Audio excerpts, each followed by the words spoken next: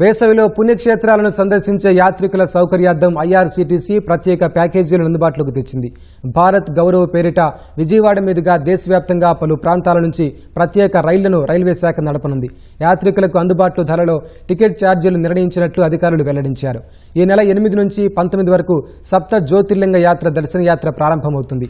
ఉజ్జయిని, ద్వారకా, సోమనాథ్, పూణే, నాసిక్, ఔరంగాబాద్ క్షేత్రాలను సందర్శించేందుకు ఒక్కొక్కరికి 18,510 రూపాయలు ఛార్జీలు నిర్ణయించారు.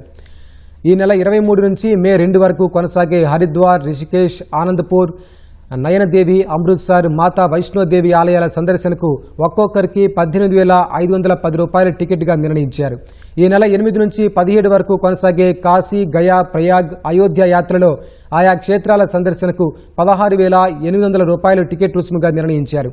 ఈ నెల 22 నుంచి 30 వరకు 9 రోజుల పాటు నడిచే అరుణాచలం, మధురై, రామేశ్వరం యాత్రకు 14,700 రూపాయలు ఛార్జీలుగా నిర్ణయించారు.